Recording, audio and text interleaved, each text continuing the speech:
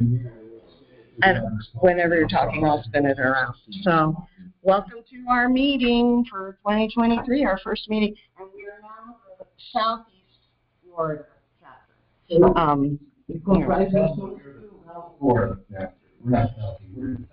We're just the Florida chapter. So, anyway, so welcome. And let's get started. So here's our agenda for the day. And like Doug and I were talking about this, it is hard for everybody to get out here. So we're working on getting this to you guys so you can, we will miss it, seeing everybody's faces. But yes, exactly. So you will get this, you know, sent directly to you. Everything will go straight to you. Okay? No. Okay, so we have our invocation. You are the light of the world. A city on a hill cannot be hidden. Neither do people light a lamp and put it under a bowl. Instead, they put it on its stand and it gives light to everyone in the house. In the same way, let your light shine before men, that they may see your good deeds and praise your Father in heaven. And we have our Pledge of Allegiance. We have our flag out. So I pledge allegiance to the flag of the United States of America and to the republic for which it stands, one nation under God, indivisible, with liberty and justice for all. All right. So, for this meeting, this is all about new beginnings because we actually have hope that things are going to get done. So our new beginnings, with that in mind, I have St. Francis here. Start by doing what is necessary, and then do what's possible, and suddenly you are doing the impossible. Okay? And when we come together, coming together is a beginning, staying together is progress, and working together is success. And I think I want to stress that because we didn't exist until a year and a half ago, you know, and we've all become more involved in our communities and finding out what's going on. So we just have to keep at it. We have to keep, you know, stay strong and keep doing everything that we're doing. So. All right, our mission for those who are new to the chapter or to the meetings, these are the people that are responsible for everything that gets done here.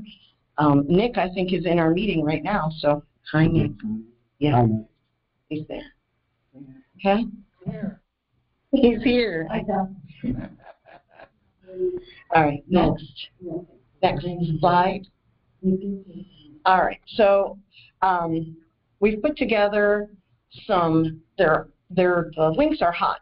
So when you get this at home, you can click on them to join, okay? Because we all need to be part of the, Patricia was fantastic. She's the one that got me started with the poll watching. If you hadn't have done all that research, we wouldn't have been poll watchers, you know? Later on, I ended up being a poll watcher. You know how much they hate the poll watchers? Yes, I know. We know. They hate them. Yeah, they hate us a lot. But so through these links, we can all continue to be active in different ways. And, you know, just finding out the resources and where to go is, you know, it's not always been there.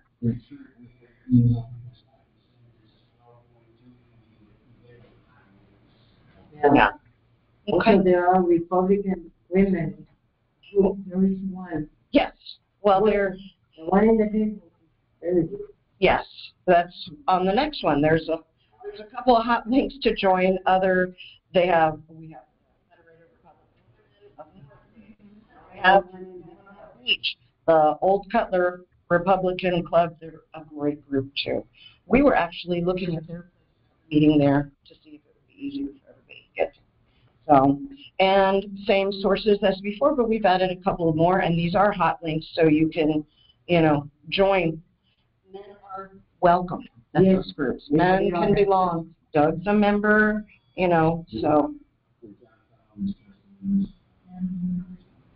Yeah. Yeah. We have another source too, which was just for levity, but we'll continue on We if anybody's seen Babylon Bee,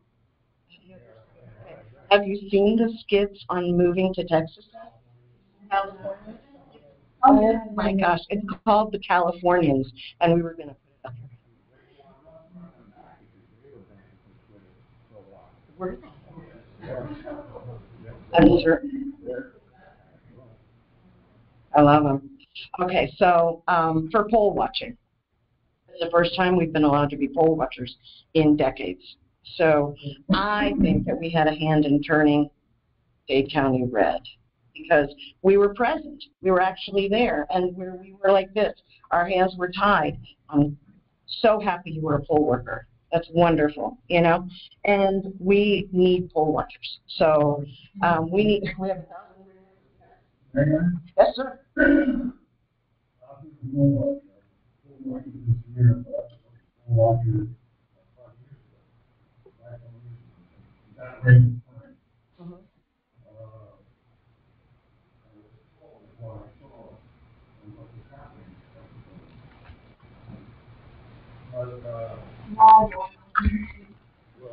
I don't want to pick up the whole meeting. I just want to say, we're open meeting.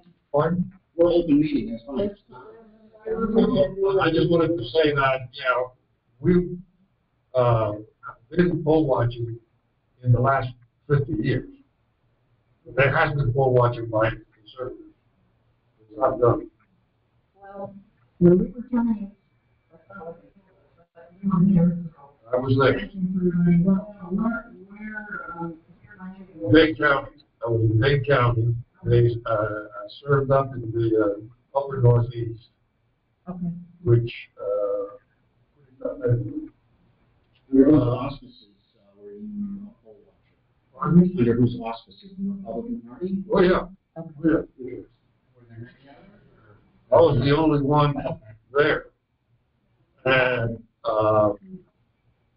it's interesting because that location, that time, there was a gentleman who kept coming into the voting station. And every time he came in, he had a different elderly individual. And of course, the individual that he escorted in wasn't able to do anything, so he had to go with them right up to the voting booth and do what they wanted him to do. He spent all day doing that.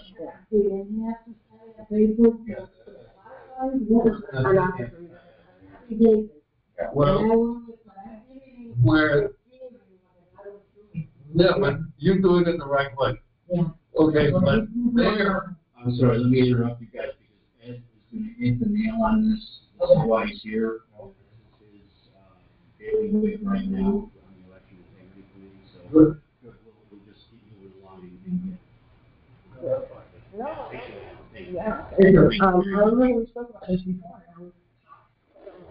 I've been a poll worker before.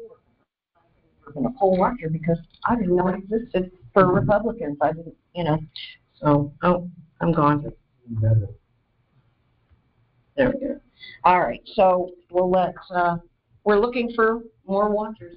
We need them for every precinct, and we got 1,000 precincts. So, I think at least 2 per precinct would be good. Yeah, 2,000 would be like Okay, and do you want to talk about post-election discussion? Right, post-election discussion, as we've all seen this last week with McCarthy's speakership debates and fights. Personally, I think it was fantastic. It was part of the process that we needed to see to break the reign of Nancy Pelosi and end that dictatorship of Nancy Pelosi. All right, we got a divided House, we got a Senate. Okay, so absolutely nothing's going to happen unless it's bipartisan. So we've already seen a little bit of bipartisan. They passed a few things earlier in the last few days, bipartisan, and the flavor, the attitude that you hear. I know there's still a lot of in the MSM. There's a lot of negativity, and they're attacking conservatives, but the rank and file, those old blue dog Democrats are starting to look that they're going to have to stay in their purple districts. They're going to have to play. Lower house, of course, will be thwarted by the Senate. And on anything big, this funding stuff has really got my attention to see what they can peel back on the onion and get reduced, particularly those IRS agents, among many things in that last 1.7 trillion that was spent. Lots of investigations. Well, I mean, it's going to be a circus. It's going to be a media circus, and you know, they're going to. It's going to be two sides of the same story. Okay.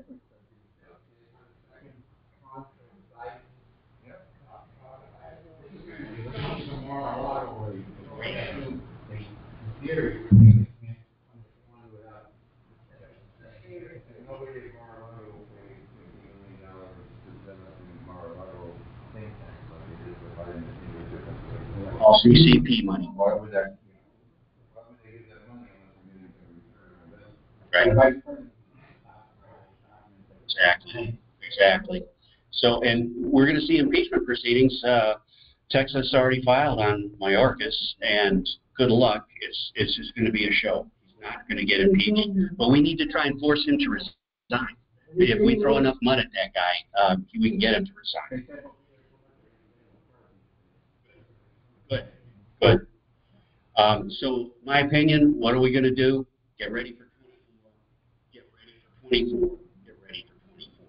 We got 2 years. We got lots to do.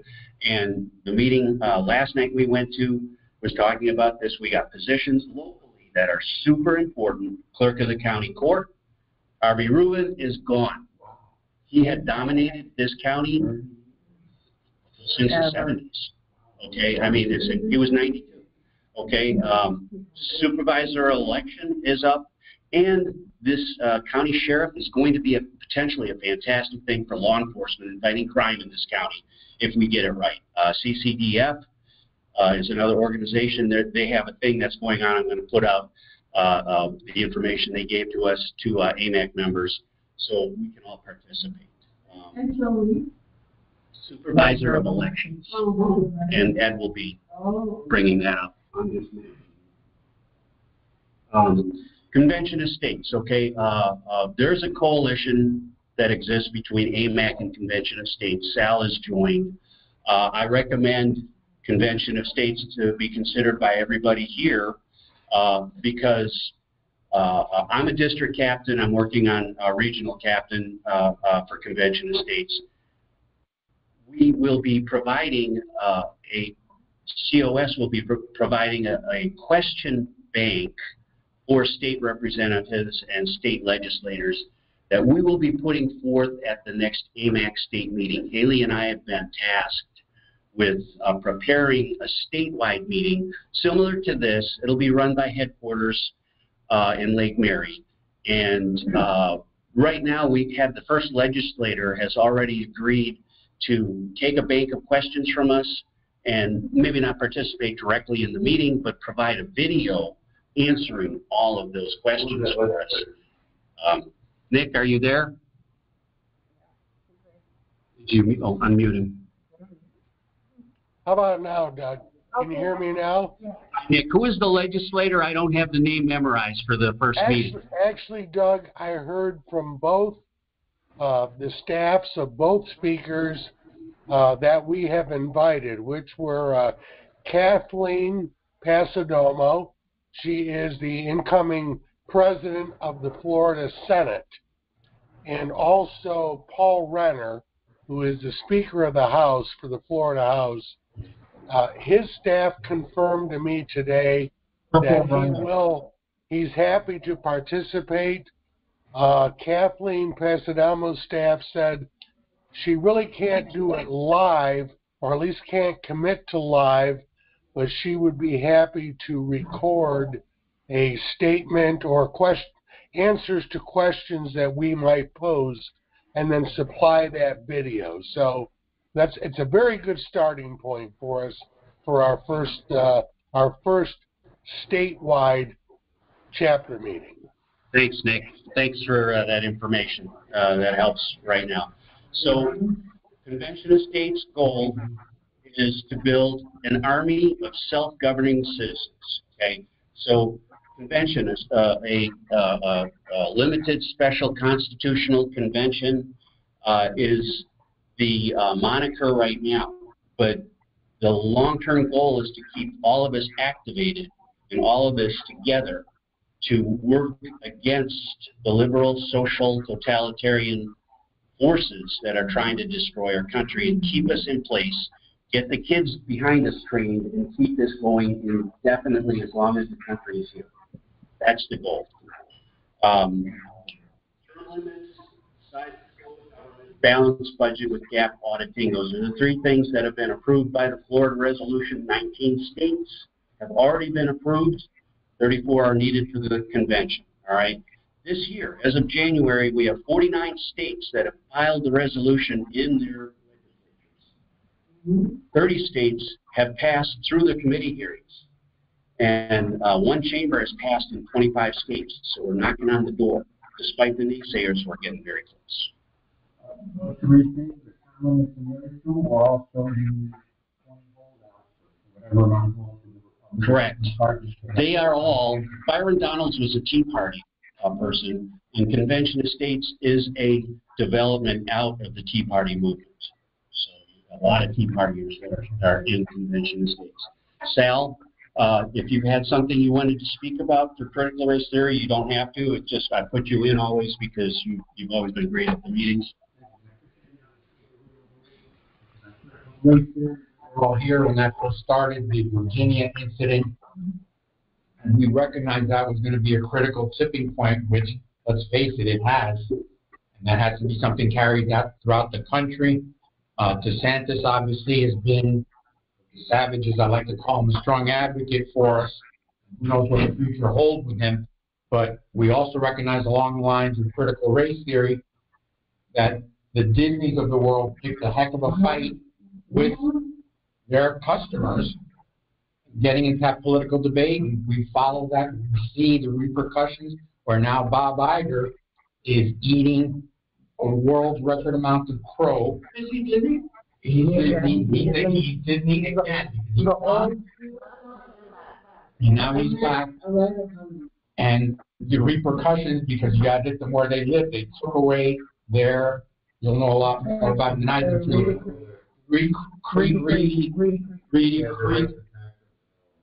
and govern themselves. And now to fall upon the state, DeSantis, like the dog with the bone, is not backing off that. So I think we have to recognize these things and support them, because these are the things that people hang on to. Why and how does it tie into critical race theory? They were abusing, whatever way you want to call it, directly or indirectly, our future, our children. Stupid, without expanding too much on it. What's that? The lies and the shaping the movies to propaganda 101, Cuba, North Korea, China style, and that's Corrupt our children. that's beyond disgusting, and that's yes. I just want to emphasize that. And who better? Who better? I mean, it's a gift to sell from above, so we'll take that any day of the week and twice on Sundays. Absolutely. We'll take this opportunity if anybody else wants to step up and be an issue chairman, if they would like to speak about anything related.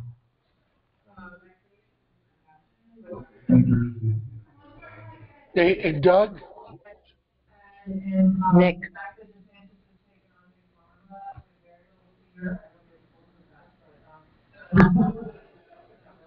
But no, what he's done is the only state of the union sign off, which says looking on to the Supreme Court has to what latest rule, the proper legal protocols to take these folks. Pfizer, AstraZeneca, my fiance's mom got cancer right after the booster. So I actually need to calm down about that issue, because what's done is done. I hear that they're working on like illegal tea and things like it. Because I think my dad took it and he already had class before taking it. So I'm amazed he's still alive. So I'm very grateful for Governor Duke. Well, really about you. Yeah.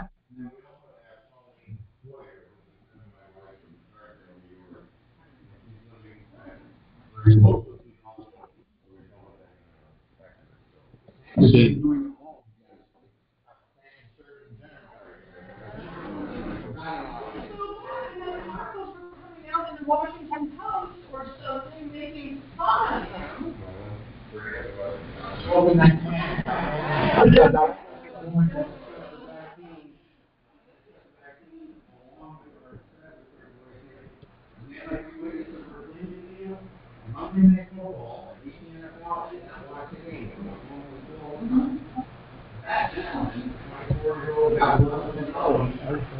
Exactly.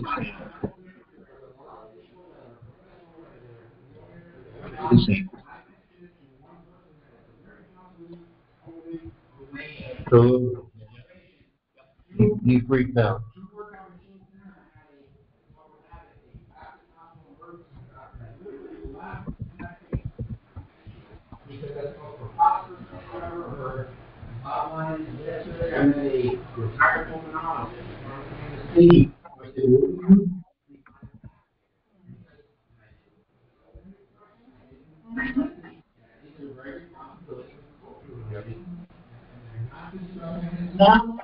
Vaccine booster or COVID, one of the three. That emergency doctor doesn't want to admit that he's Here they're gonna be really in trouble, you know, lawsuits or worse, right?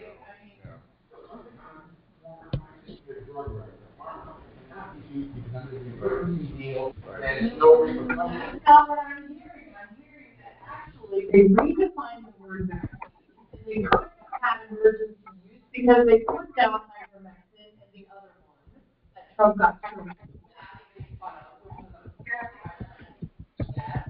Because of that, we're using the name we're going after in a weird way, starting with local share. Because anything higher than that is being shut down. Because the courts are taking over by people that are not us. the grand jury. Exactly. But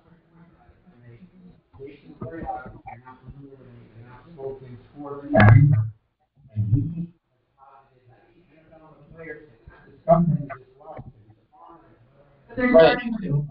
They're starting to do it'll be like a Virginia thing.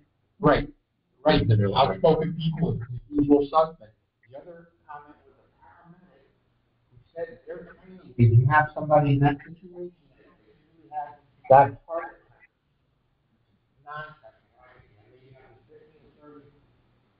occasion, 15 to 30 times. They put on the show for 19 minutes on the field. The paramedics are trying to put the person in the ambulance, lift them up to the hospital where in any NFL they're prepared and trained for just that episode. They do it for 19 minutes. Players surrounding them, putting on the show, and put them in, do the AED, the paddles in the bus and ambulance, and take them to a facility. That's what they've done. Why? Things behind everything.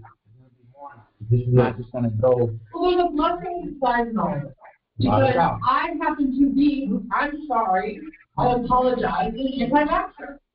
I know the Habit Benefit Mall, when it became mandatory, and I was working there, wouldn't make it mandatory because when he was young, he got a polio vaccine, and guess what happened? He got polio. So I think that the work of Kennedy needs to be not disregarded, the book about Fauci. And I think that the best thing that can happen to us is COVID in the sense of really peeling back the onion on how far. Don't get me started on World Economic Forum. I was actually 2 Thanksgivings ago for making the cardinal sin error of admitting I wasn't back. So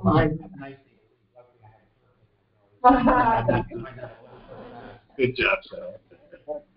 Well, I just wanted to add one other point. $50 million from Pfizer just went to the Kentucky REC. Right, what's REC? Executive. Oh, my State.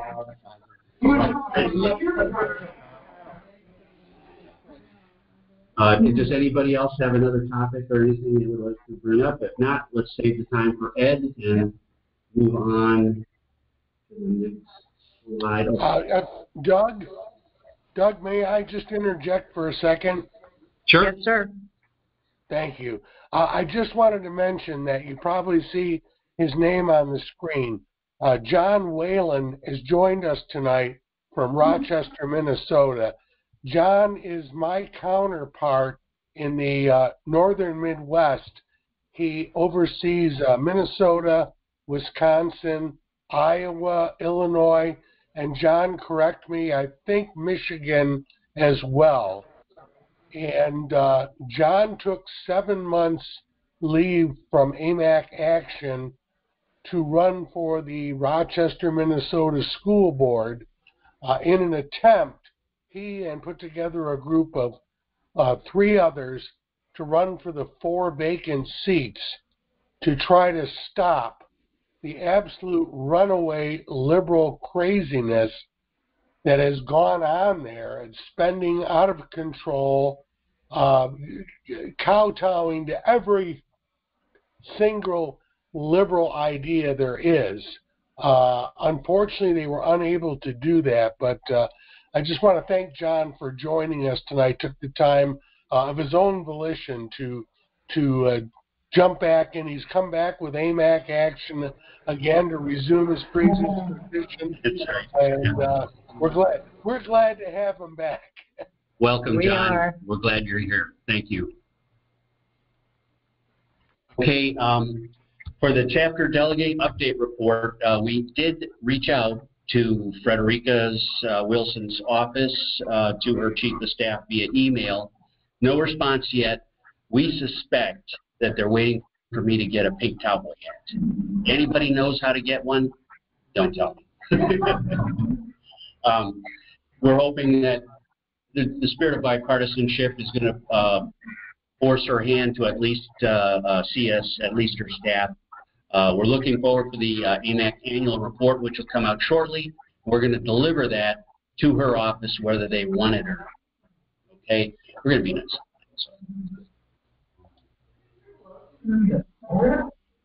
She bought a house last year. Nothing.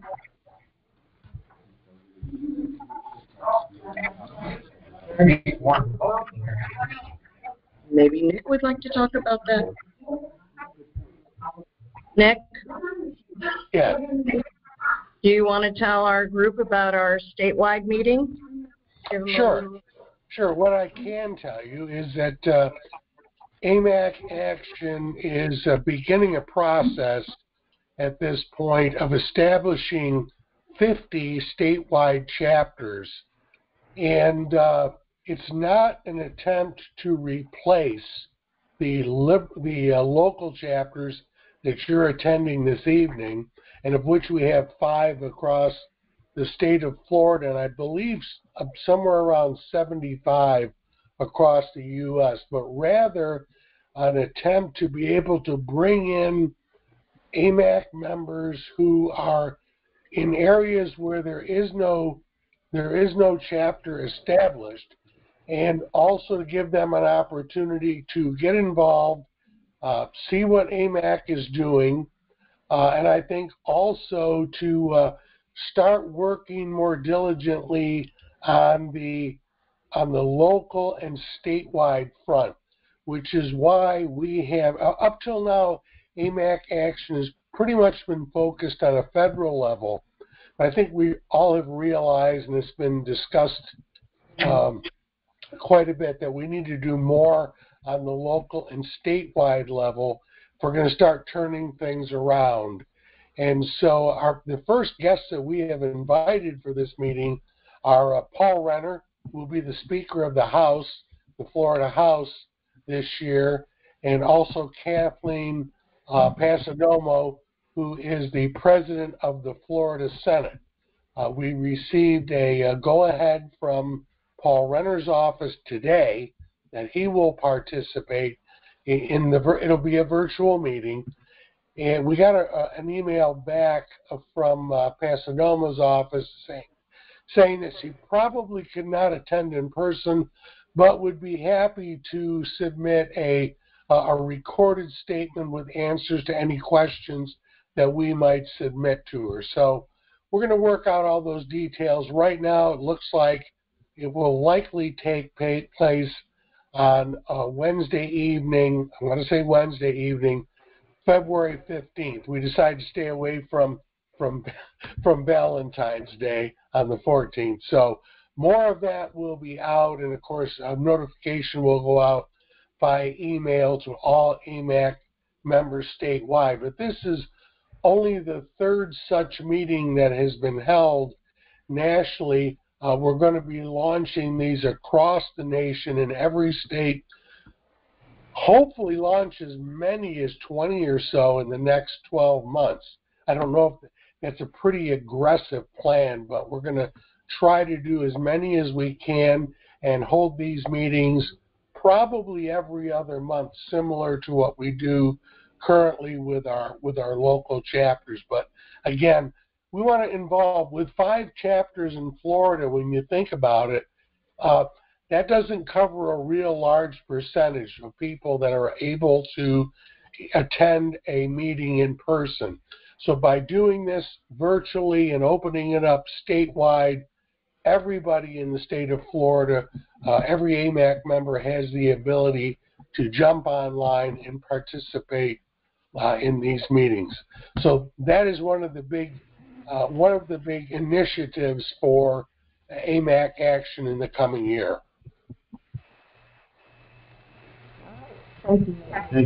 I got rid of Nick. Okay, then we're back. All right, and now. All right, I'd like to introduce our guest speaker tonight. He's now an attorney and known for his focus on conservative patriotic values. I'm sure I'm missing a lot of things. This is just a quick summary of one of the things that contributes to the Miami Independent radio station WSQF, and is vice chair of Miami-Dade Republican Party Election Integrity Subcommittee. Looking forward to it, however, please give Ed a warm welcome as he outlines.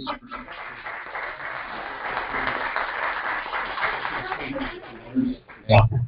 Okay, well, thank you very much. I think that was Todd Wood, who's the publisher of the Miami Independent, asking for a bio instead of sending him a lot of information. I think that is the central thing that explains my views. Okay, so I grew up in Chicago. One of the best things that happened to me, my dad got a job in Chicago. So I didn't grow up in the Miami ghetto. And so I was in Chicago for 20 years. I met my wife in college. Then I worked in New York for 26 years in major law firms. And I was 5 years, so I was 31 years a full-time corporate lawyer. And then I took early retirement now 11 years ago. It's important for you to understand that my perspective is from that being an immigrant, you know, making things go in Chicago with my family, moving to New York, having 2 kids. And so that's the perspective that I have. But I think in addition to that, I want you to think about politics as warfare by other means. We're in a war. The socialist movement is in America, has been for all times. Suffered losses, but when you look at the mainstream media, they are the propaganda arm of the socialist movement that's trying to, in effect, create a revolution in America. When you look at the Department of Justice, they are the law enforcement arm, the FBI, the CIA. I was saying, that American civilization is defined differently from other countries. Most countries are defined by their ethnicity, their language. All the European countries like that. Latin America is all Spanish, Catholic, or Portuguese. America is not defined like that. America is defined by your ideology, your willingness to agree to the American creed. And so it's a different country, but we have a soft underbelly, or an original sin, which is our treatment of Africa. And so, for example, a guy like Obama, he's selling indulgences for the forgiveness of your sin, and that's how he got into that. So I graduated from college in '78. in Chicago. So and that year I finished my BA paper early in the last quarter. Katrina graduated quarter early. She went to Paris to work in a cooking school, so she's a great chef now. But I was in Chicago, and I was I worked on an independent Democrat committeeman or alderman who was running for office, and I saw the nuts and bolts. I was a poll watcher. I was a precinct captain. That autumn, I started law school, and I didn't have time to be a precinct captain and do campaigning, but I was a poll watcher that day. The woman that was a poll watcher then was a Democrat. She was kind of an independent Democrat. She served for 40 years in the Illinois legislature. She became a complete socialist, and when you look at all the high taxes and regulations in Illinois, but I didn't know that. I became a Republican in 1980 with Ronald Reagan. I've always been conservative, obviously, and at the University of Chicago I learned about economics and conservative policy. And in 1980, I wasn't a Republican because I didn't know any Republicans in Chicago. Right? There were no Republicans in Chicago, and I knew Jimmy Carter was an idiot. And there was a guy named John Anderson who was running he was a congressman. I don't know if you remember. He was a third-party candidate. He was from Rockford, Illinois, and he got 7% of the popular vote. He came to the University of Chicago, and he said, Ronald Reagan's a cowboy. Jimmy Carter doesn't know what he's doing. I'm the idea man, and here, all you Chicago intellectuals. He had a booklet, and you mark off how you stand on several issues, and then you turn the booklet around. And I did that. I agreed with Ronald Reagan on everything. Wow. So I've been a conservative Republican ever since.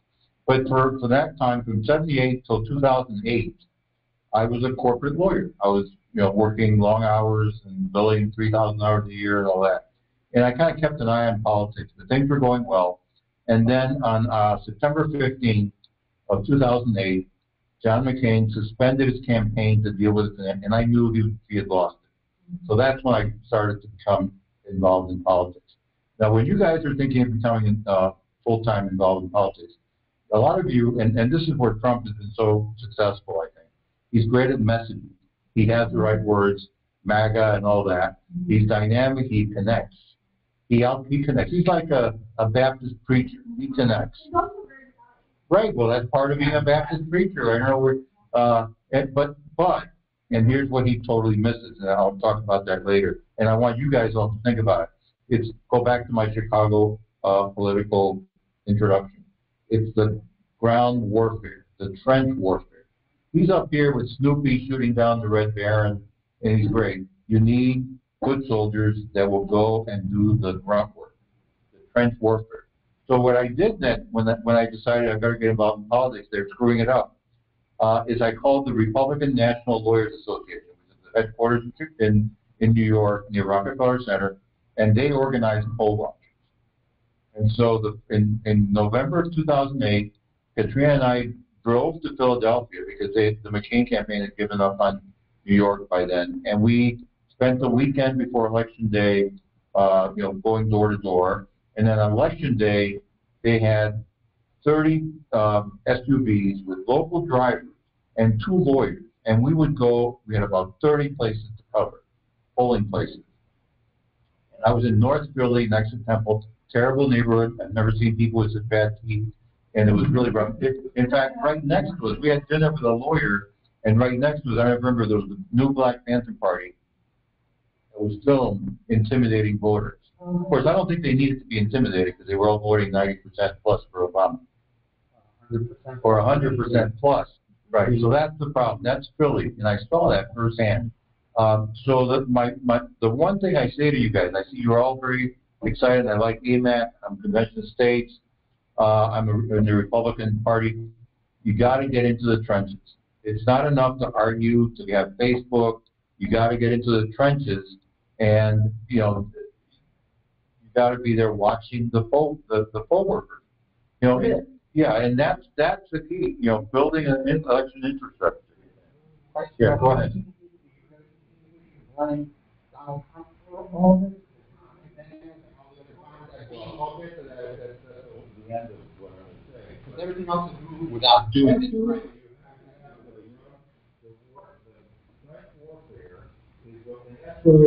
When they picked Biden, they knew he was going to be campaigning out of his basement. There's no messaging connecting. They stole the election in 5 counties. 5 counties, Philadelphia County, Wayne County in Michigan, Detroit, Wisconsin. There was Wisconsin was Milwaukee County, Fulton County. When I saw all the cardboard being put on the windows, that tells you they're cheating. They're cheating. And then Maricopa County are 5 counties. Trump lost by 50,000 votes in 3 states. If he could have won. So my point to you is, don't get too excited about the Snoopy and the Red Baron. That's great. You got to go into the trench warfare, and that the ground game is what counts. And then meeting people. If you want to persuade people, you got to meet them face to face. Go door to door. Katrina does that a lot. She did that for several state reps. Rhonda Redmond Lopez and ran down in the Keys. So that's my biggest point. So if you're interested in that, the Election Integrity Subcommittee of the Republican Executive Committee is the best place to do that in Miami-Dade. It's important that it's within the Republican Party. We are partisan. We're in a war with another team that has a different view. Their bipartisanship is baloney. In fact, you need, even with not even in the United States, in order to make any Democratic Republic work, you need 2 parties watching each other. Think about our criminal system. There's the adversarial system, the defendant and the prosecutor, and they fight it out. Same thing with our civil courts. Plaintiff, defendant, they fight it out. And our view is that out of that fight comes the truth, or as close to it as we can get. Well, but that's the point. Then you got to get rid of those machines. There's no such machines in the state of Florida.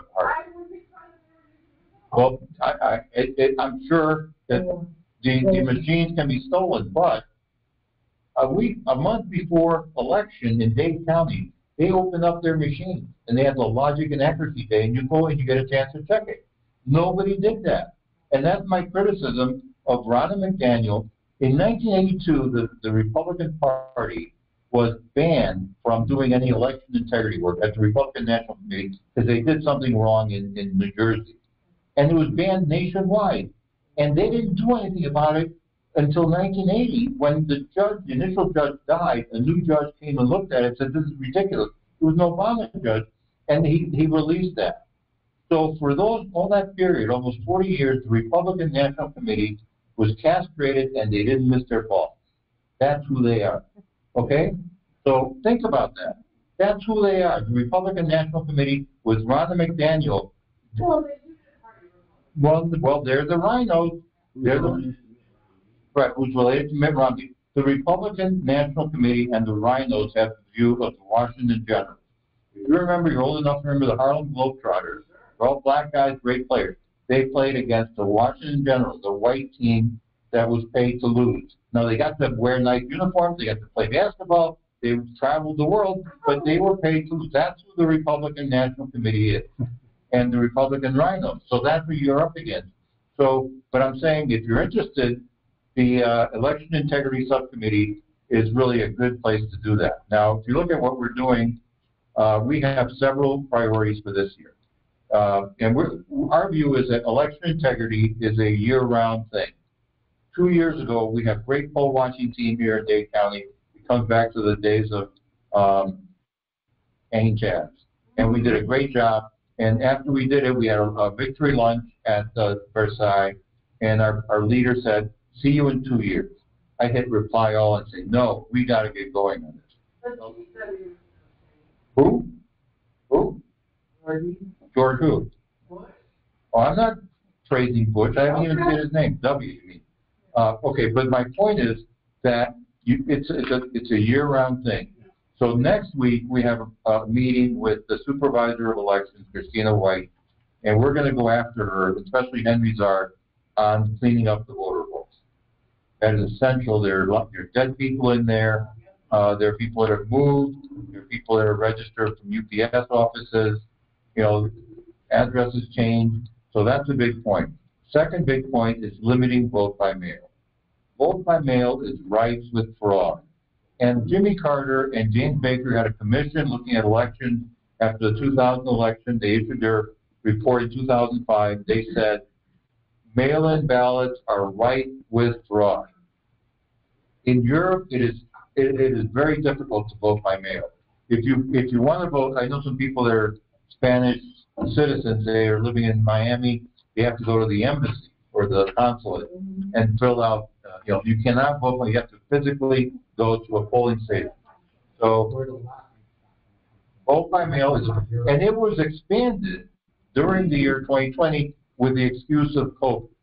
So the fog of COVID was used to loosen the requirements, and so what happens is, the Democrats have a lot of voters who not only are they making them up, they can't get to the polling place because they're drunk, they're stoned, who knows where they are.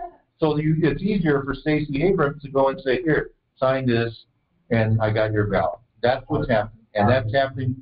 And then harvesting, which is not allowed in Florida, but in California. In California, you can print out your ballot at home and then hand it to somebody who takes it in. I mean, it's the idea of a citizen.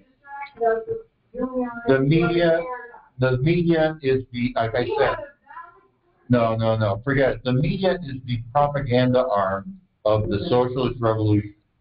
They are, New York Times and Washington Post are Pravda and Izvestia.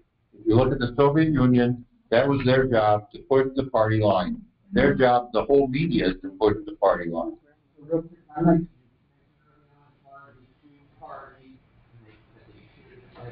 No, we have one party.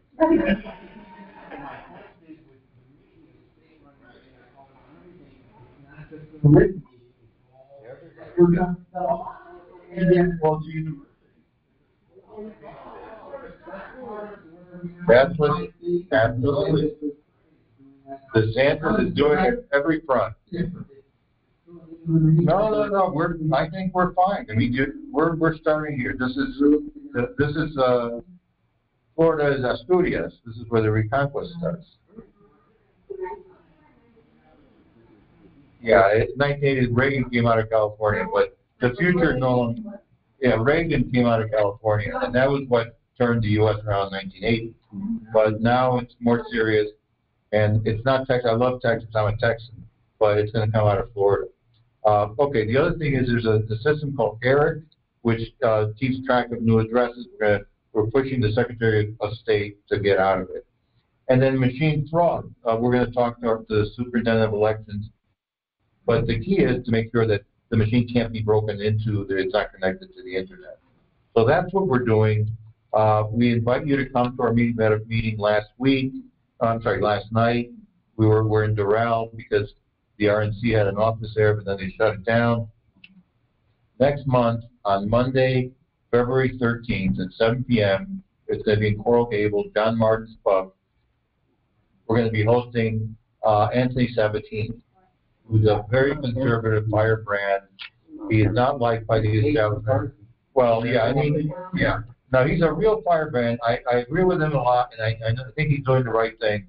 But we were asked by the Republican Executive Committee of Miami-Dade not to host him in our own name. So I said, that's fine. I was expecting that. So we have another group, which is called the Liberty Alliance, which is just a lot of conservative grassroots people here, Convention States, Defend Florida, Heritage Action Sentinels, and we can include Amac Action if you consent. So this is like a nonpartisan conservative coalition of grassroots groups. So we're going to do that, and so you're welcome to come. We'll get out flyers, but it's Monday, February 13th, 7 p.m. at John Martin's Pub, which has a nice upstairs. It's been recently we closed it and then they brought it back. It's supposed to be nice. I'm going to go to lunch there next Tuesday. So.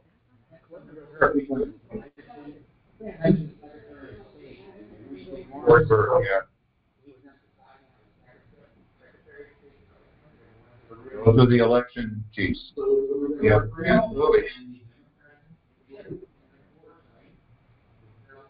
They get into the trenches. In Michigan, that's a big problem. Arizona is now becoming a problem. Catherine Harris. But see, from that, Soros and the other guys say, hey, we got to target electing secretaries of state. And no Republican, no conservative thought of that. That's the fight we're in. Now, if you look at election integrity, we have several task forces. So I'll just go through. There's different things you can do. And you don't have to do all of them.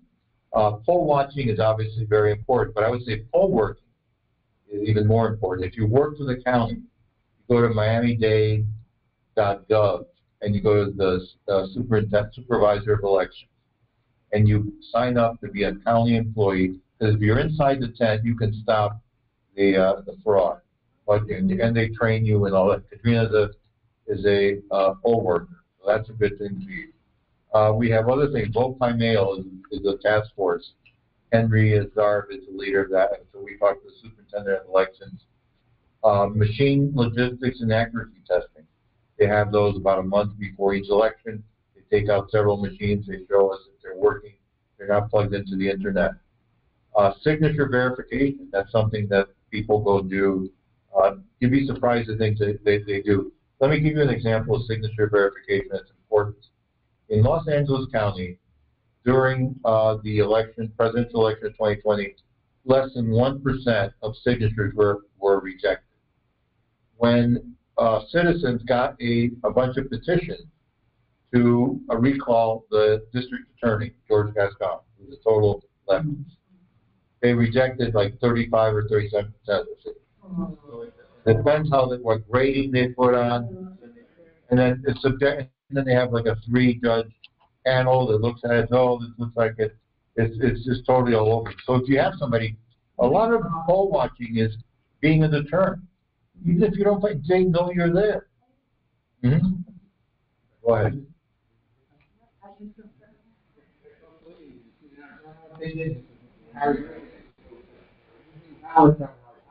Right.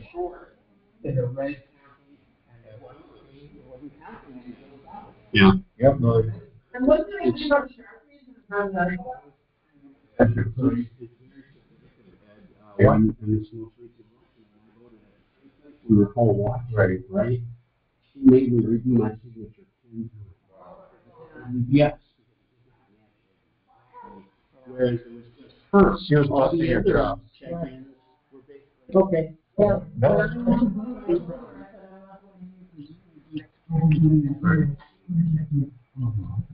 Well, that's what they read. You might want to vote early, because if you wait till election day, any screw up can prevent you from voting.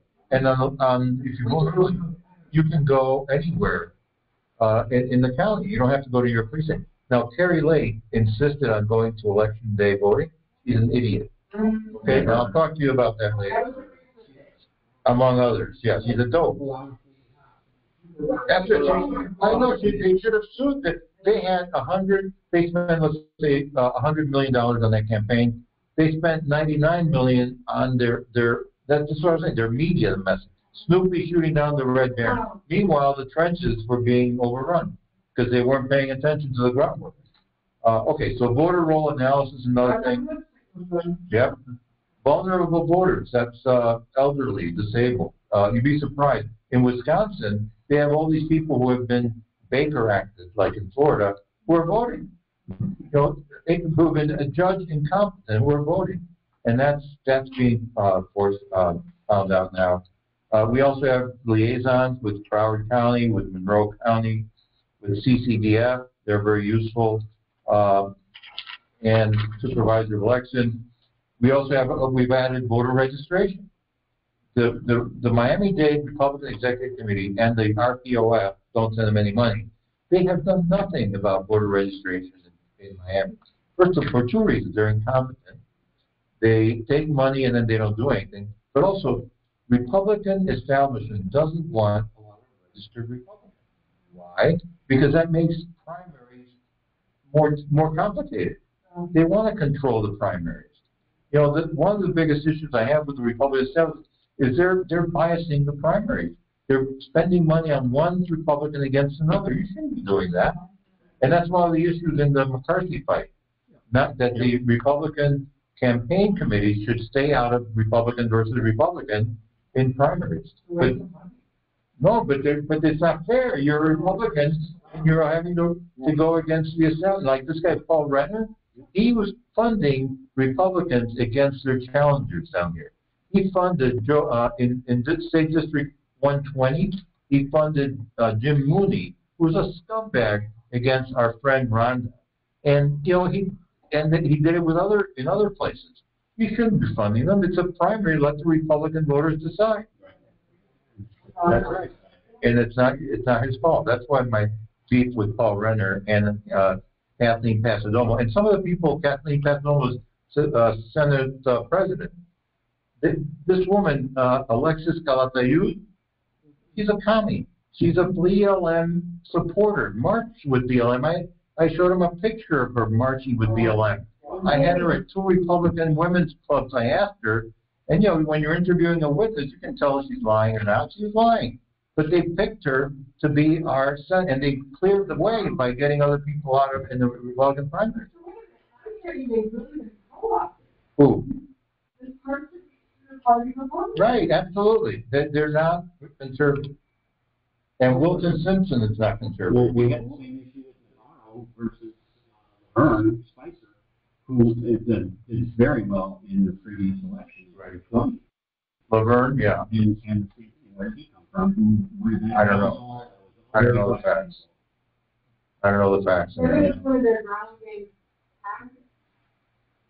But they definitely use it in the more Republican districts. The leadership picks people who are dependent. This is like the welfare state. The welfare state was Fabio was a success, but he didn't think he would win.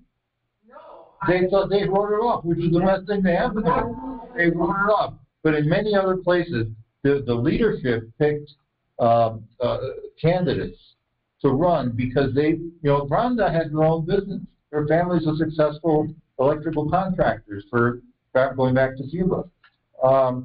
Other people, Rob Gonzalez, who is now one of the Miami Committee, he ran in 119 and he lost. He's a 38-year-old family man and a successful lawyer. His firm just moved from Doral to Blue Lagoon. So they can afford better offices. They're doing well. He's 38 years old. He's a solid guy. He doesn't need the money from the leadership. They funded a 25-year-old great kid, Cuban-American, against this guy. Well, but they can't control him. They can't control Rhonda. They want people that they can control. Yeah. Remember the welfare state. They want dependent people. Dependent, yes. Yes. Dependent people. People who can't vote against the leadership, who have no independence. So that's what you got to look out for. We also have a legal action team, which we haven't gotten very far with, because mostly you need money to pay lawyers, but if we have to.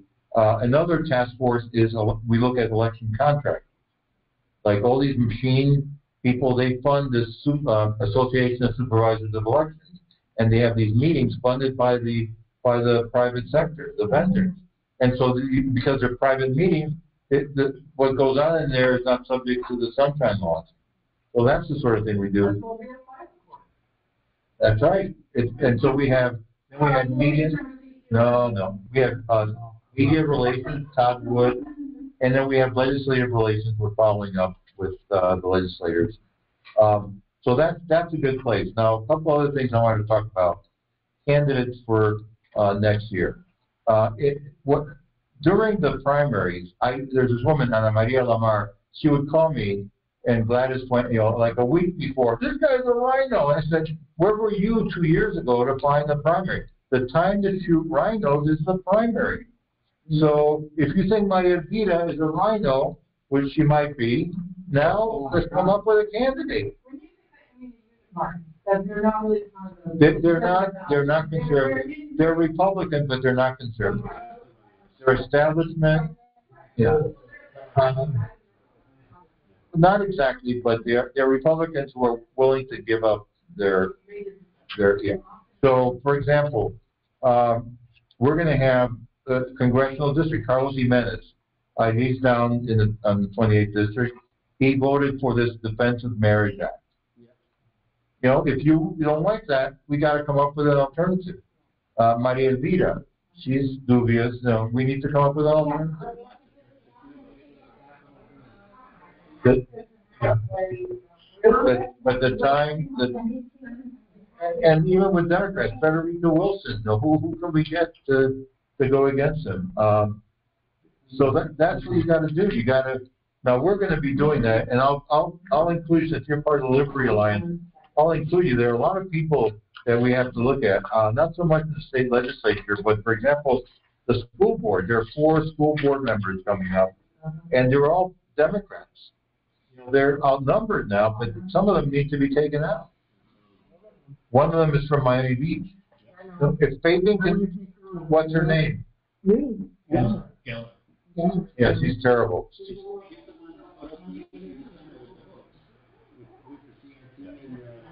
But the time to do it, so you're thinking of running against her? All right, let's have our support. All right, so we can talk about, you might need a consultant, but the thing is, going door to door is the main thing. That is the key. Well, that's what Lynn didn't have the firepower. Right, Lynn Sue was great, but she didn't have that people. Yeah.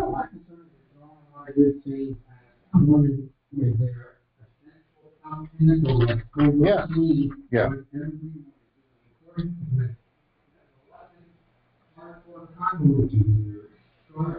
Yeah, no, I know, I agree. There's one point I think Trump has done. He's passed his use-by date. And the reason for that, and I supported him until the primary, until the midterm, is he does not focus on the trench warfare. He's not a politician. He's a marketing and sales guy. No, that's right. Might be.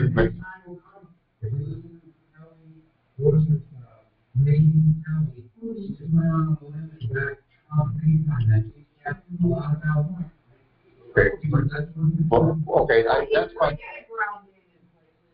He had 6 years. He still can't do it. If you look at his endorsements in the midterms, he always went against the local Republican machine and came out with this guy from left field. You can start anywhere. New Hampshire. No, that's right. But they vote Republican. They would have voted. They voted for Mitch McConnell, or they would have voted for a Republican majority in the Senate, and then we could block appointments. We don't care. I'll take McConnell over Schumer. Let's go over one by one. In New Hampshire, he endorsed this Republican Bolduc, totally out of left, just like Trump. No, he lost by big. He lost by 8 points. Bolduc lost big. Meanwhile, Chris Sununu, the governor, who won by 8 points, and who's kind of a rhino, he's pro-abortion, not my favorite. He wanted the House Speaker to go against a very weak Democrat Senator, Maggie Hassan, who was in trouble. Trump jumped in and picked this guy Bolduc, who's a nice guy. He lost big. He didn't. If you had gone with a state House Speaker who has been elected, is known, with the support of a governor who won by 8 points, because Trump's candidates underperformed other Republicans, then we would have a tie in the Senate. And that's just New Hampshire. Look at Pennsylvania. He picked this guy Oz, totally out of left field. Because he's a media guy. No, but that tells you. Yeah, no, that's right. But see,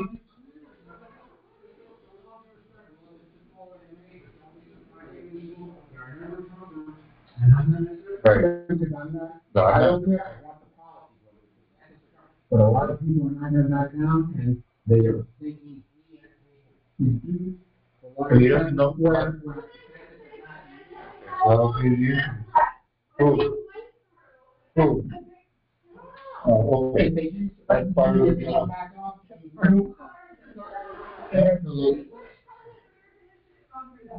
Abe Lincoln.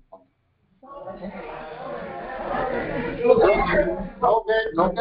I'm here to tell you guys, stick to the trench warfare. But my point, you asked for the big point. You got to go to the ground. And I think that Trump, he doesn't have to do it himself, but he didn't organize people to do it. In 2020, but he's got to delegate it to somebody.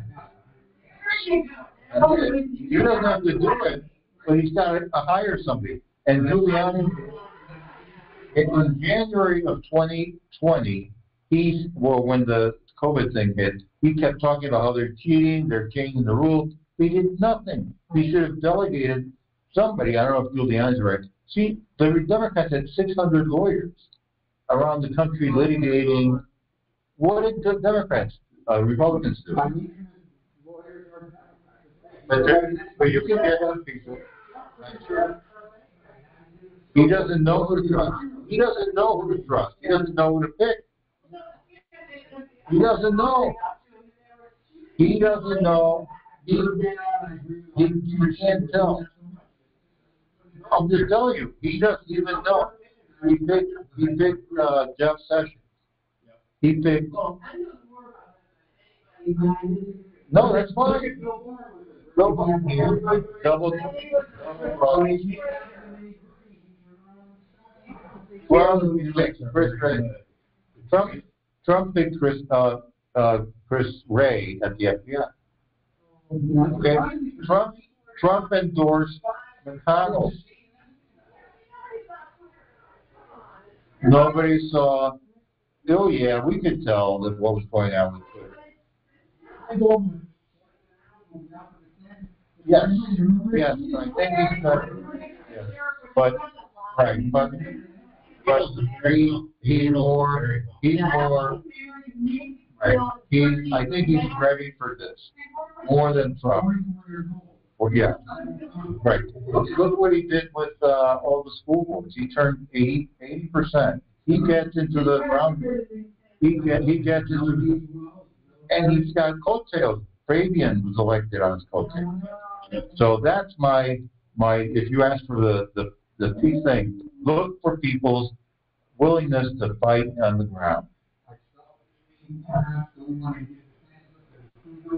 I know.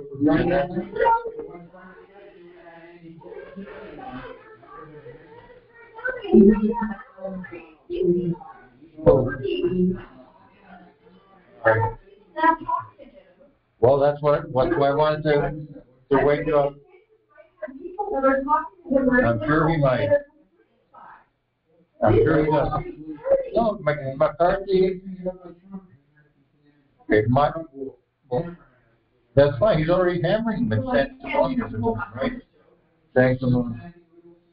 But that's going to be the big fight between now and the Texas and Florida primaries in the spring of 24.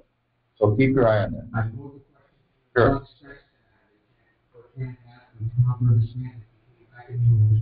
No, he can't because he's already screwed up.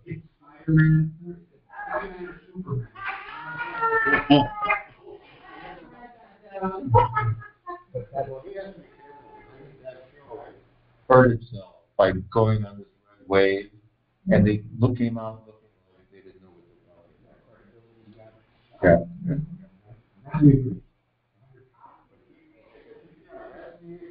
And what I heard from all this is keep your eye on the ground game. What did she do? She became a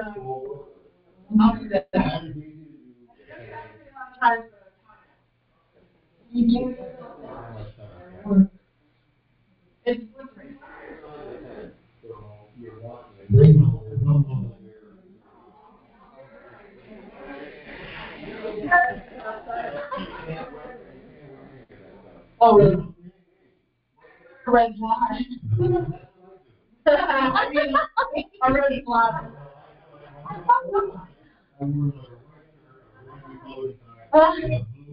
Yeah.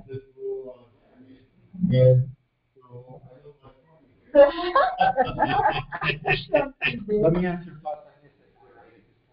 It's a good idea because in that conversation I had with the musician in Kansas City, pulmonologist, I told him I have a former brother that won't speak to my family any longer, sadly, because of the political stuff. And he said what a lot of other people have said to me, that when you do anything like that, that extreme, wherever they might be, that have won. Let's face it, like you said, they're trying to spark a revolution, and And how do we try to avoid that? Because you do feel like I'm manipulating.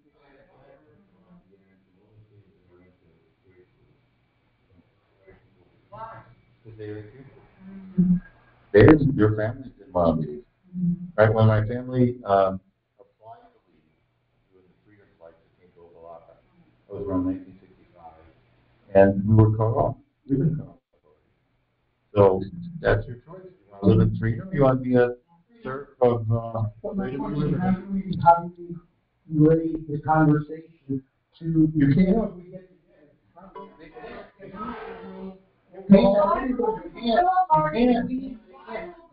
They are committed to their lie, and they don't want to admit that they accepted a lie, even less.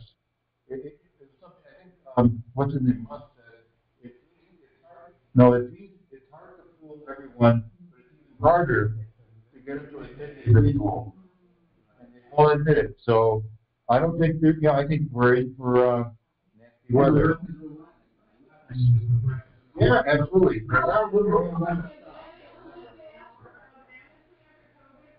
No. Forget it, yeah. That was an Atlantic magazine. Right.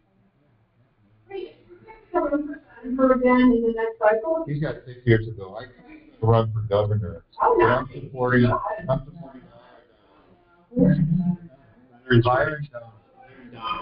Fantastic. Yeah. He represented Naples, the Naples district. Number is. Yeah.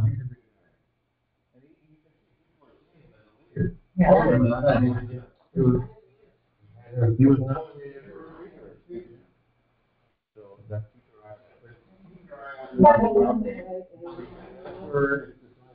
and don't back off. It's our duty, and like you said earlier, we are in Florida. So it's coming from here, we have luxury to be the freest man.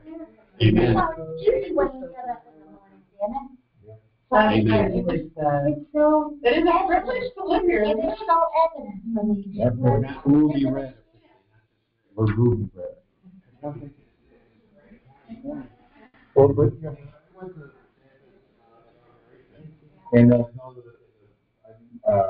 in the people who donated, and one of the top donors for the State of the Net was Bruce Rauner, wealthy private equity governor of Illinois.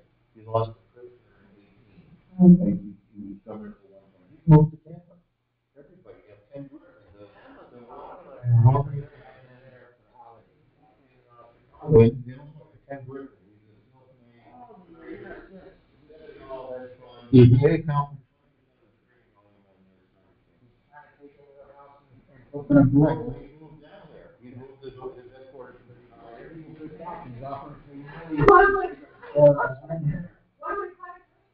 yeah. They're going to bring like 2,000 to Miami. Right. That's correct. If you look at different states in the U.S., California is 29. Well, in 1948, California became a third. 1849, gold was discovered by a Swiss engineer.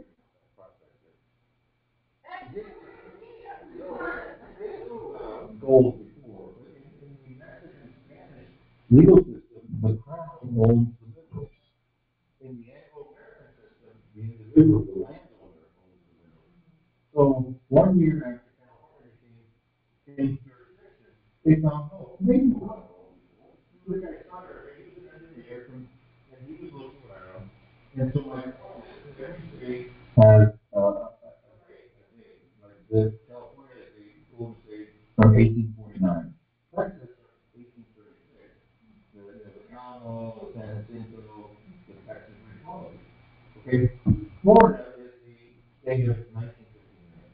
Well, Cuba started coming, other Latin Americans came, refugees from socialism, and now we're refugees from socialism in the blue state. Also, that was 4 years before Kennedy was shot.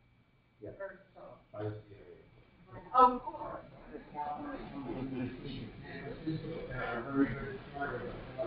We've got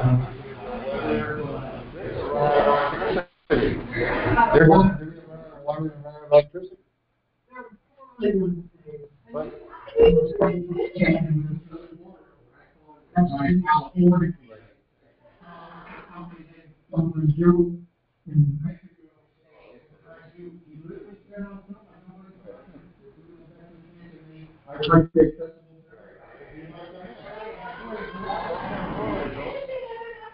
Well, that's why poll watching, that's why voter registration is important. To make sure we register the citizens, not only citizens.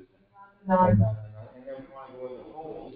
And we don't want to sleep on the first of polls. We want to, what? Clean them up. And yeah. They're not hard. Yeah.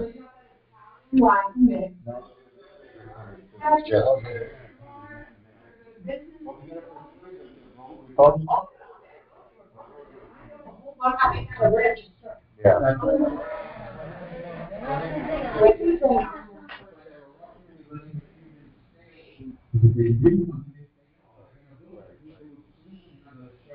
Well, I think a lot more people from Venezuela who are coming are going to be more concerned, but we have to reach out to them.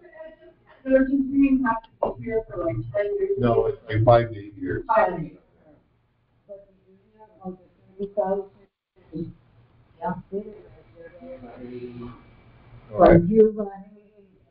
It's all illegal. It's all.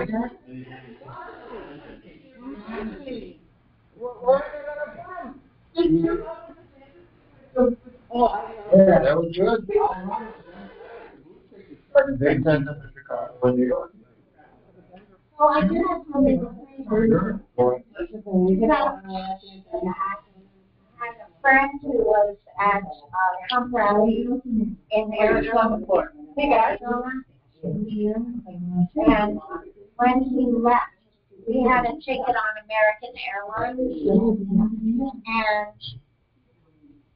and his friend got on the American Airlines flight back to Miami, but they stopped him, and they said, sorry, the plane is full. He said, well, I've got my ticket, what are you talking about? And they said, no, sorry, the plane is full. And he looked and he saw a whole bunch of immigrants. And he said, I've got a ticket, you get me on the flight now. He said, sorry. He said, okay. And he got a hotel room. And what it means, guys, is that we know the American Airlines, all the American airline companies are losing, okay?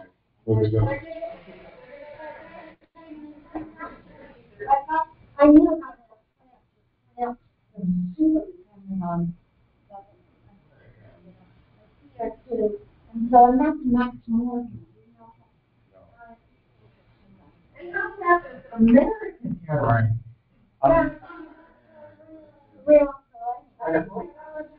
Well, everyone, I'd like to personally thank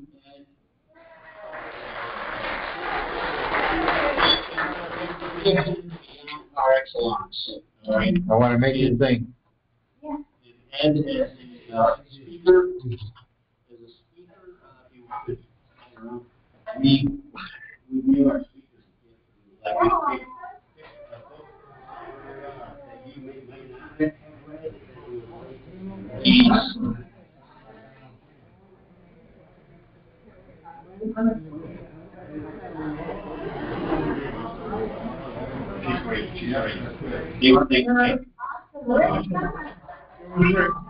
Well, Molly Hemingway is the senior editor at the Federal. Federalist is very good. And what he looked at media and big tech. I think it was great Dan stole it. Whole thing. Yeah. Oh, everybody's gone? We lost everybody. Sorry. Wait. Well, we